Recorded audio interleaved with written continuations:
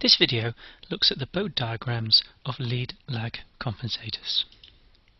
So you'll remember that what we're doing in general is looking at frequency response and how you sketch frequency response curves, and ultimately we're moving on to what's here highlighted in red.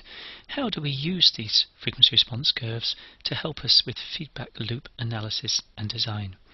This particular video is going to introduce Bode diagrams of lead-lag compensators. By understanding these, you will then know how to use lead and lag in control design. So some background. The previous few videos looked at the Bode diagrams of lead and lag compensators. Now here we've shown a lead. Here it is, M of S equals K S plus A over S plus beta A. Now the key formula that you should be familiar with, and if not, look at the previous videos, were that at the corner frequencies of this lead, you can work out an expression for the phase. There it is, 45 minus 10 to the minus 1 of 1 over beta. You'll notice it's the same at both corner frequencies. And similarly, at the geometric mean of those corner frequencies, which is A root beta, you can also work out the phase. Now, if you have a lag compensator, you're going to get the same sort of result, except the phases will be negative rather than positive. So, what's the definition for a lead-lag compensator? You'll see it takes the form here. So what have we got? First of all, we've got this component here on the left, S plus A over S plus beta A, which looks like a lead. Second, on the right, you'll see we've got this term S plus gamma B over S plus B, which looks like a lag. So a lead-lag compensator comprises of a lead component and a lag component. Now, an important observation is implicit, and you'll see this in all the textbooks, that for a proper lead-lag design, B is less than A. You'll notice B is the parameter used in the lag, A is the parameter used in the lead. So it's important that you remember that. Now what we're going to do is first sketch an example Bode diagram to get some insight into what a Bode diagram looks like for a typical lead-lag compensator. The example we'll use is this one here. So you'll see we've got K equals 6 S plus 1 over S plus 4 times S plus 0.2 over S plus 0.04. So you'll notice for this K is 6, A is 1, B is 0.04, so you'll notice what we've said about B being less than A.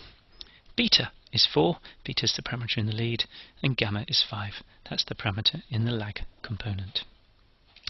First then, let's look at the key sketching, and what we've recommended in these videos is you use asymptotic values to get an idea of what's happening with the sketch. So starting from the lowest corner frequency, if omega is less than 0.04, you'll see the gain is 7.5 or 17.5 decibels, and the phase asymptote is 0. If omega is between 0.04 and 0.2, then you'll get a gain with a slope of minus 20 decibels per decade, and the phase asymptote minus 90. If omega is between 0.2 and 1, the gain is 1.5, or the gain asymptote, or 3.5 decibels, and the phase asymptote is 0. If 1 is less than omega is less than 4, the gain will have a slope of 20 decibels per decade, and the phase asymptote is 90. And finally, if omega is bigger than 4, the gain is 6 or 15.6 decibels, and the phase is 0. So those are all following the key sketching rules that were showed in earlier videos in this series.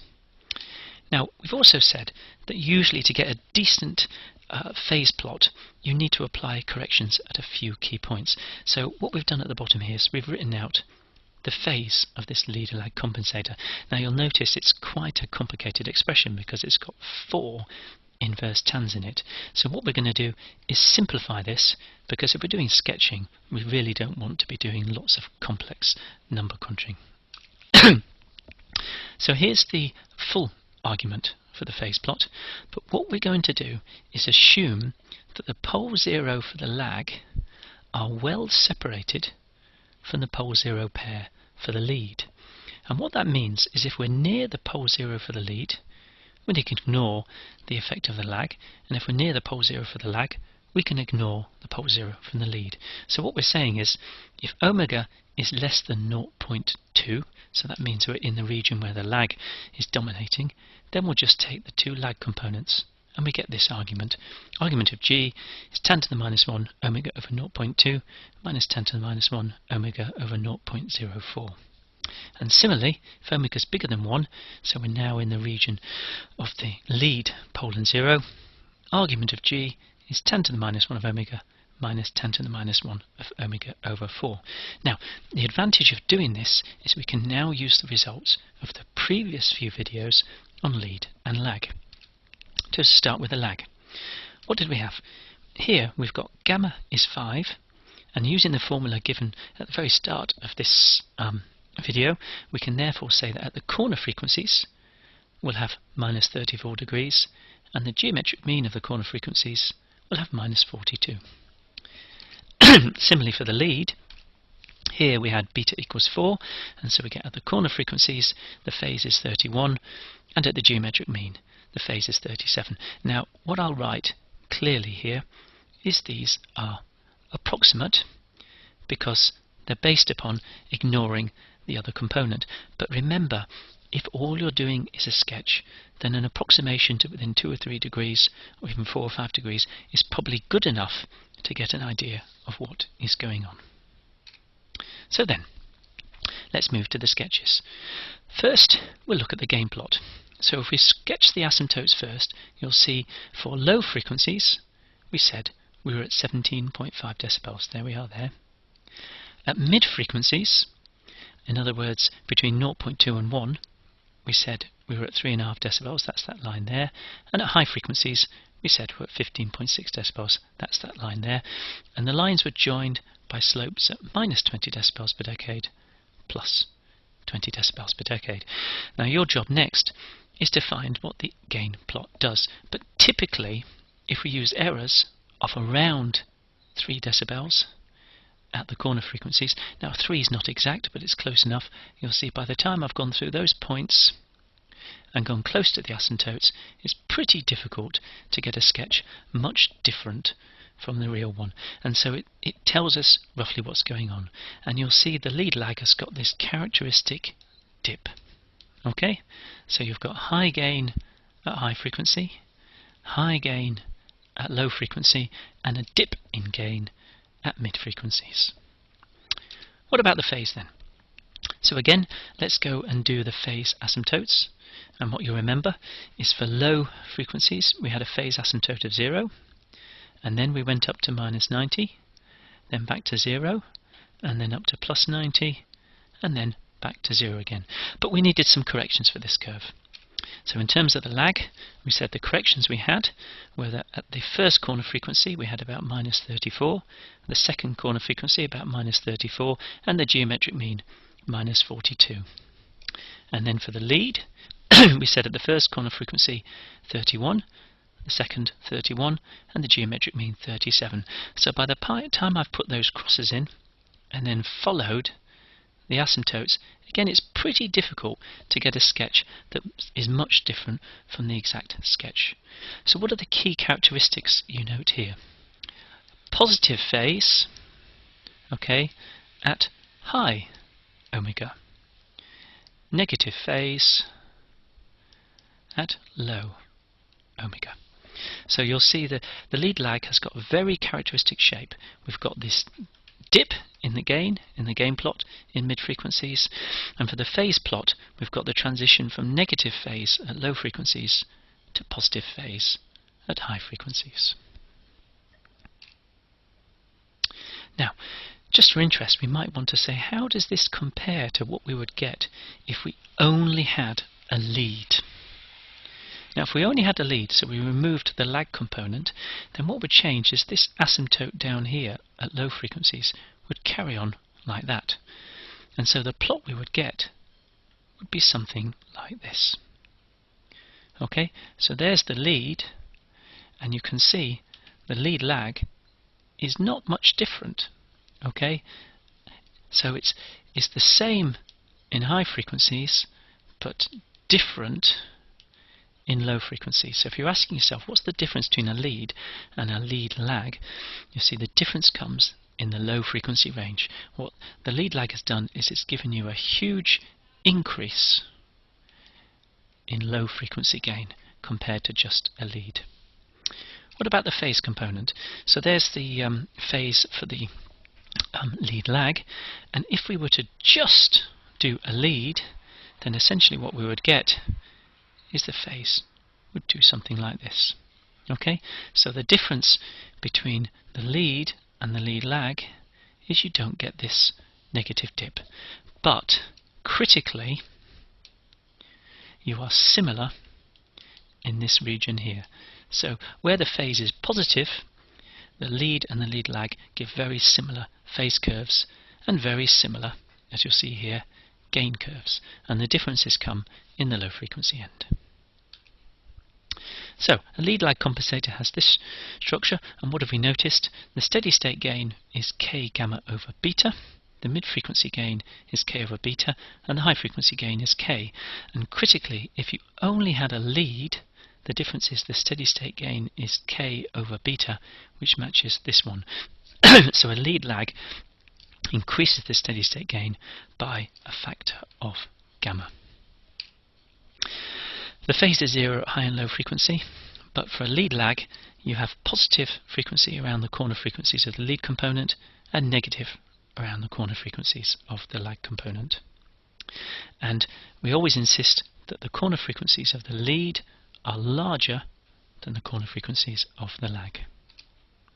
And here's another example, just so that you can see. You'll see we have the lead component s plus 10 over s plus 40, and that's repeated over here, and a lag component with lower corner frequencies. And what do you notice? We're very similar in the high frequency range. So the lead and the lead lag are very similar in the high frequency range. And where do the differences come in? They come in here in the low frequency. Okay, so here we've got 1 over 0.3 is the ratio of the gains of the lead lag to the lead, and similarly you get this phase dip. So those are the differences between the lead lag and just a lead. Now critically, you'll see this little balloon point here. When you do a lead lag design, you'll find that the gain crossover frequency, or the key part of the design, is over here, which means it's in the same place as it would be for the lead design. So what's the impact of a lead lag compensator MFS on G of S? So what we're going to do here is we're not going to look at design, we're just going to look at impact, so you've got an insight into what's going on. Design comes later. So as with earlier videos, we can use the additive property of Bode plots in order to do this. But to save time, we're not going to sketch the Bode of the lead lag compensator from first principles. We're just going to give you this and assume you could sketch it yourself. And just as a note, there's no suggestion that the lead lag we're giving here is an optimal one. It's a reasonable one, just so that we can see an indication of what happens. So here's the system we're going to use. G equals 3 over s plus 1 squared times s plus 4. Here's the lead lag compensator, 20 times s plus 1 over s plus 4 into s plus 0.2 over s plus 0.04. And here's just the lead component. And we're simply going to sketch the Bode diagrams of all the different things we might get here. So you might, for example, have J, M, lead, lag, sorry, G, or you might have just G, M, lead. So here we go then. So we'll start by looking at G. So this blue curve here is the Bode diagram of the original system G. So there it is. There's where we start. Okay. The first question then to ask is, let's do just the lead. Alright. Now the lead component has a low gain at low frequency and a high gain at high frequency, and that's been marked in this sort of light bluey curve. So if you see it there, just the lead, here it is, here's the Bode diagram of the lead, and you see the gain goes from low to high, and if you look at the phase, you see the phase has got this characteristic up phase in the high frequency range. So if I then say, what do we get if we do G times the lead, then you would expect there to be an uplift in the phase plot in the critical frequency range, and there you can see this green plot here. This is the phase plot. So you see there's an uplift in the frequency range around the lead, and as far as the gain goes, you'll see that there's an overall uplift because the gain of the lead is reasonable everywhere. So you'll see the gain of the lead is always bigger than 0, but there's the uplift here is not as big as the uplift here. Okay, so you've got a bigger uplift at high frequencies than the uplift at low frequencies. Now, what we want to do is contrast that with what we get when we do the lead lag. So the lead lag we're going to mark in red. So first of all, where's the lead lag compensator? If you look at the gain plot, you'll see it's this purple one. You see the characteristic high gain at low frequencies, then we get this dip, and then the gain goes up again.